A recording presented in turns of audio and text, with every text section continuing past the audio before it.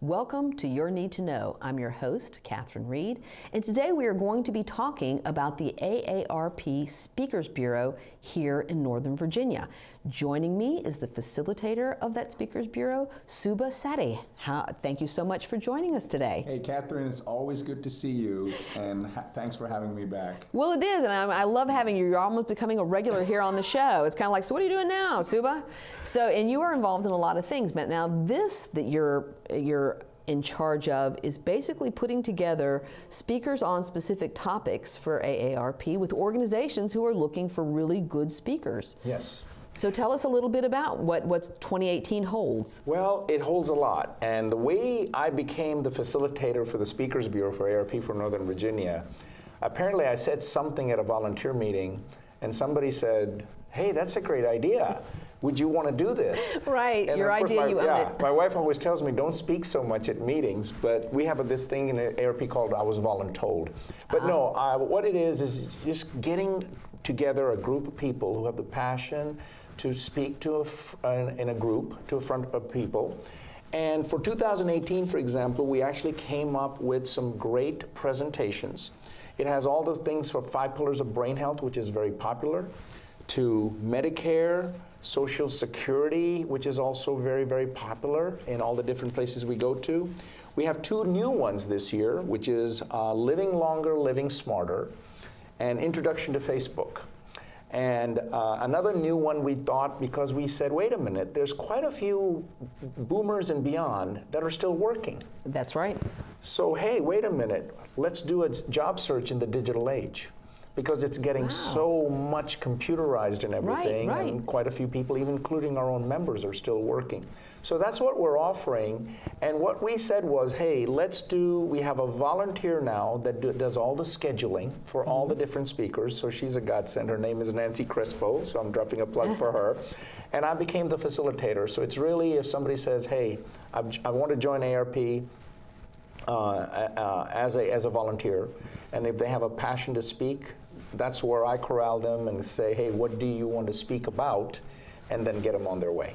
And I think that's so wonderful, too, that you match up people with certain skills or interests to be a speaker, and then you have, so I'm a Rotarian, I talk about that a lot, but Rotary meets every week, and so you end up needing 52 speakers or thereabouts every year. So this is a great for service organizations, the Greater Federation of Women's Clubs, Kiwanis, JC, people who are like, who are going to get as our speaker, actually connecting with you is the best way. Absolutely. We have a website as well, but best way to connect is with me, or they just go on the AARP website as well, which is easy to find, and it just says need for a speaker, and it comes up. And for Northern Virginia, there's actually a form that we've developed where it says who they are, what they need, and it goes to our scheduler, Nancy Crespo. And then she looks at all the different speakers we have and then sends us an email saying, hey, are you available for this time? And we respond. The best thing we can ask organizations to do is to think about 3 months out. Right. Because we are so busy and we still don't have all the speakers we need. So we have the need for speakers. Of course, some people have called me and said, hey, I want to speak, but they have to become an AARP volunteer first. Right. But there's no age requirement. In fact, we've just got 2 volunteers who are like under 25. They want to volunteer AARP, right? And the other thing is they do not have to be an AARP member in order to volunteer for us. But if they just wanted to come and say, hey, I want to be a speaker, we kind of vet them through the process of becoming a member, and then we kind of match them up towards what they want to talk about. You know, I think that is fascinating, the fact that you don't have age requirements. In addition, because I noticed you said you have a session on using Facebook. Yes. Smart. Job searching online, smart. But I bet you there's a lot of people who'd like to help with their smartphones. Yes, and we kind of get into that too. For example, the lady that just started doing job search in the digital age, her name is Catherine Pons. She still works full-time. Her background is human resources. Wow. So she was just the perfect find. I said, Catherine, yeah, just go. Yeah. Just do this, because she's been doing this as a part-time, full-time. And the person who's just trying to do introduction to Facebook is our brand new young volunteer. He's 22 years old. I had a feeling that was probably your young volunteer. Yeah, and he's kind of limited to his time because he's got a very young family. Right. So we're trying to find, again, speakers, because Northern Virginia is so huge. And I did say I had and I was remiss in saying that I had a website where people can go to ask for a presentation. It's very easy. It's states.aarp.org. Okay. And then you just put in a / speaker request. Okay. And that's when they can say whichever organization. And we have a sort of a mantra. We will go anywhere in Northern Virginia to speak.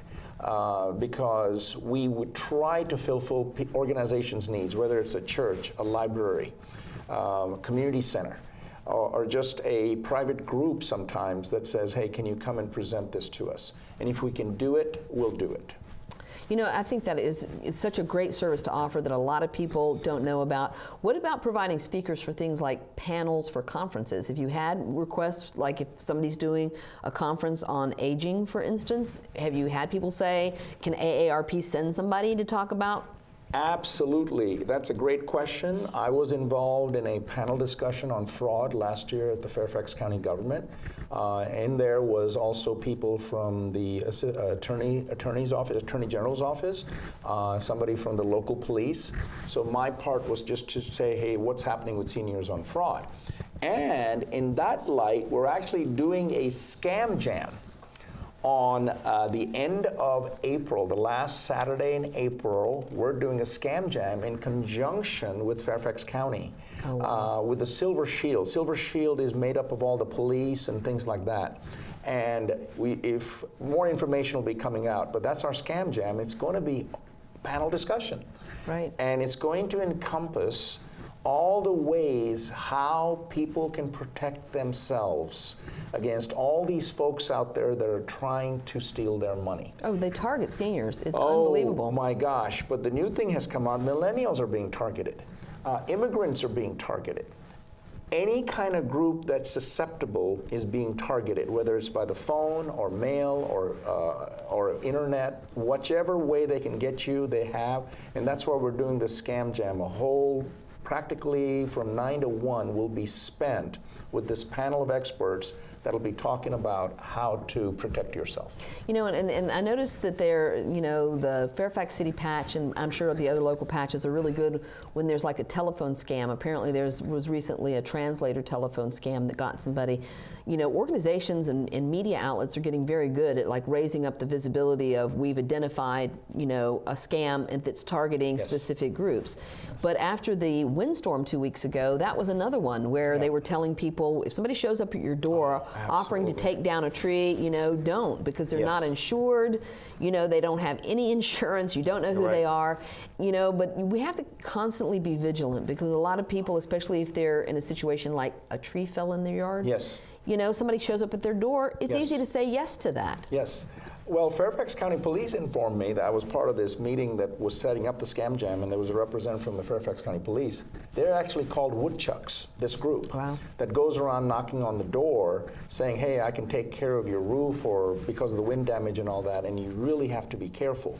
Of course, now with taxes, it's all the tax scam that's going on. Early refunds, or people calling you on the phone saying, you owe us money, and if you don't pay, we will come and arrest you. So, and of course they put you under that fear. And so that's where we're telling people not to act on it because the IRS will never ever call you. And especially ask you for your identity. Don't give out your Social Security number. Never. Don't give out a credit card number, because the other thing is identity theft. Yes. And I think that's very scary for a lot of people of every age. It is. And like I said, people actually think that it's only the seniors that are being scammed, but millennials are being scammed as well, because millennials are on their digital devices all the time. And so people get in there and say, hey, you did this, so you owe me this.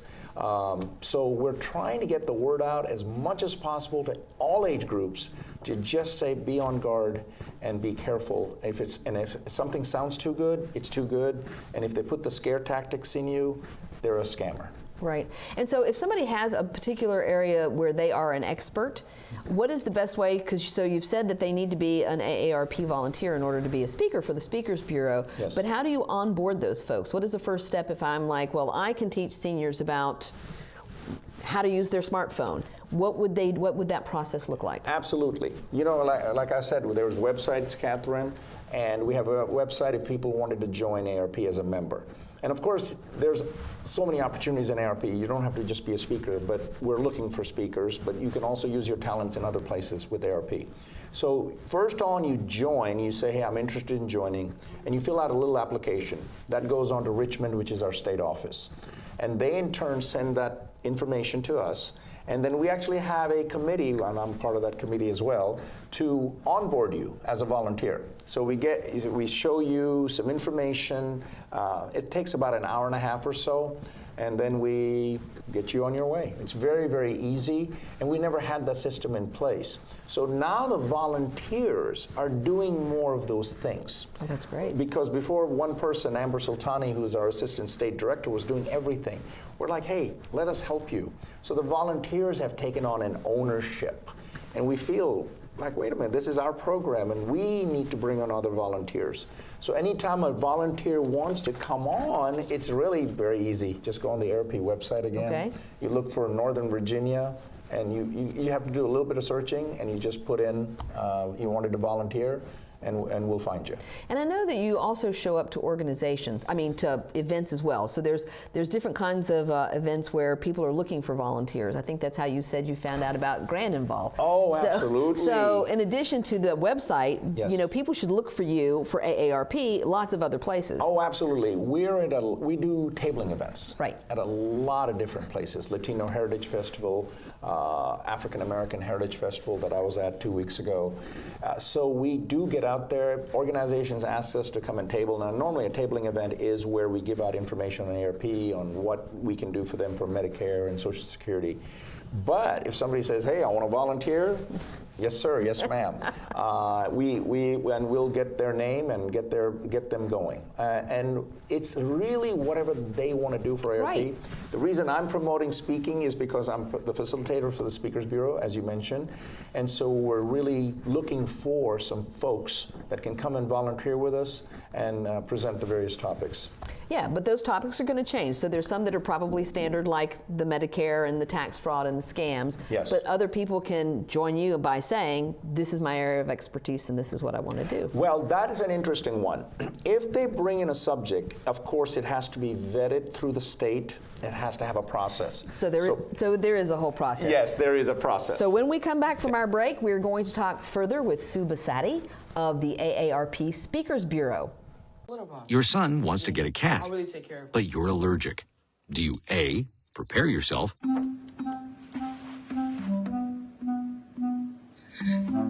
B, make the best of it, C squared equals 25. Good job! or C, find a loophole?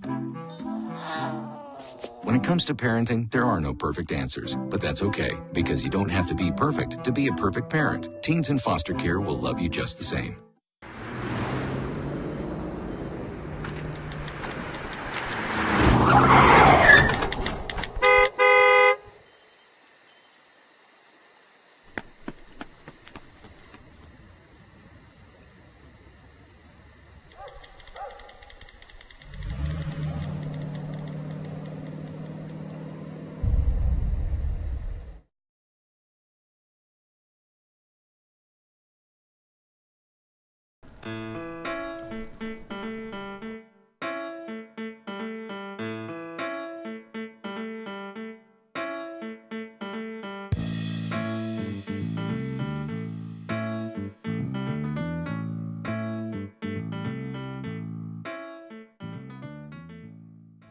Welcome back to Your Need to Know. I'm your host, Catherine Reed, and today we're talking about the AARP Speakers Bureau here in Northern Virginia. Joining me is the facilitator of that Speakers Bureau, Sue Basatti. Thank you so much for being here. Thank you for having me, Catherine. So when we went to the break, we were talking about how people can bring their ideas to AARP for a specific sort of presentation? Yes. So what AARP looks at, they spend quite a bit of money investing at what would be a good topic for sometimes nationwide. So if somebody says to me, hey, Suba, I want to speak about this, we would have to take that to the state office, then on to the Washington headquarters for them to say, hey, is this viable for something to do? Because AARP spends quite a bit of money investing in those products which have to be part of the presentation. Right. So when I show up to make a presentation on 5 pillars of brain health or fraud, I bring in all the material with me to include all the handouts. So we're more than happy to listen to the person's idea, but I can't just say, oh yeah, you can just go and present that. That makes absolute sense too, because then the information's been vetted, AARP's name's on it. Yes. So whether it's done in Northern Virginia or it's done in Tennessee or Yes. Texas, Yeah. you've got information that AARP feels is absolutely accurate and vetted and is the best information possible for the presentation. Correct. And sometimes there might be some for Northern Virginia that we might be able to do here. So we'll just have an open mind and take a look at it. That's very cool. So tell us a little bit about some of the things you've got coming up, because you've got a few things in the coming months, and then you've got some longer term things at the end of the year. Absolutely. Our Speakers Bureau is always on the go. We've got things already scheduled for September. But the 3 big things we're doing is at the Reston Community Center on Friday, 6 April. We're doing 3 presentations in one day. Wow. So that's pretty cool. That and is. the Reston Community Center has been great to host us there. They've hosted us there for the last couple of years, and they all do a great job. We're also looking at Walter Reed Community Center for the end of June. We're hoping that we can do an academy there. There's still some things to be sorted out for that. So if we can do an AARP academy there, it'll be sort of a mini academy. Last year we did a full academy for the full day. And then the last one, 8th of September, we're going to do it at the George Mason Ali campus. And so we're super excited. We're working with George Mason. We've had different speakers go out there for their Ali presentations. But now we said, hey, why not just do an academy there? Well, we'll have some morning presentations and afternoon presentations. And the great thing is Cabot Cheese is also going to be partnering with us. Wow, okay. Yeah. So we are just super excited about doing this with Ali. It's the first time we've done it. And so that's coming on Saturday, 8 September. And it's interesting too, because the Osher Lifelong Learning Institute actually is national. Yes. There's a chapter of it that is here in Fairfax, Yes. that is attached to George Mason University. Yes. But the whole idea of the Osher Lifelong Learning Institute, which we call OLLI, Right. is that it really presents an ongoing learning opportunity for seniors or Yes. people over 55, I guess I still kind of, I don't consider myself a senior. I am over 55, but so Yeah. I have to decide how I want to. Yes. But it is an opportunity to take classes. Yes. And there's all kinds of different speakers, all kinds of different classes at OLLI. There are. So the fact that they're actually working with AARP makes Yep. perfect sense. It does, and it's amazing how the partnership has really grown, and it's come down to for us doing an academy there, and we're super excited about doing this there and working with them. And of course, in the end of April, we're doing that Scam Jam, as I mentioned earlier. Right. So it's going to be a panel discussion on fraud. And all through the year, we're doing also, that's not part of the Speakers Bureau, tax aid. AARP provides free tax aid and driver safety courses. Of course, there's a little bit of a fee involved Right. with the driver safety, but that's provided to different community centers and libraries. And of course, the website will provide anybody who wants to take tax aid. The great things about the information, if you go to a driver safety, you get a discount. For your Right. drivers, for most of the insurance company, they say, hey, you took the That makes AARP sense. course, and so you get a discount. That is a great benefit. It is a great benefit, and like I said, today's economy, everybody helps. So I'm detecting that this relationship with OLLI is fairly new. Do you have relationships with other institutions like OLLI? Are you looking for other collaborations and partnerships? Collaborations and you couldn't have said it any better, Catherine. We're always looking for collaborations and partnerships that can work out for both of us, and OLLI is that perfect example. We started partnering with them just about a year ago. Maybe it's been more than a year. Time flies by. And I've already done a couple of presentations. The great thing about them is they move to different areas I didn't even know they had a campus Right in Fairfax. till I went to see them for Yeah. a meeting, and I was just amazed. It's a campus right there, George Mason, because I thought they just used different places to do their presentations, like I did one of their presentations. And they, my gosh, they have a campus, and it's a small do. campus, but that's where we're doing the academy. So that is a perfect example of a collaboration and partnership with an organization.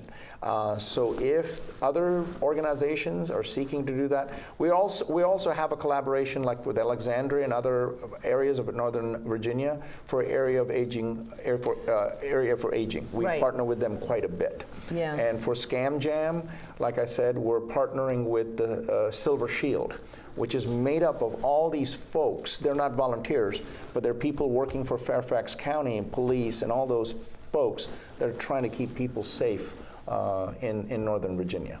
And so what about, because I know there are some faith communities that also have senior programs.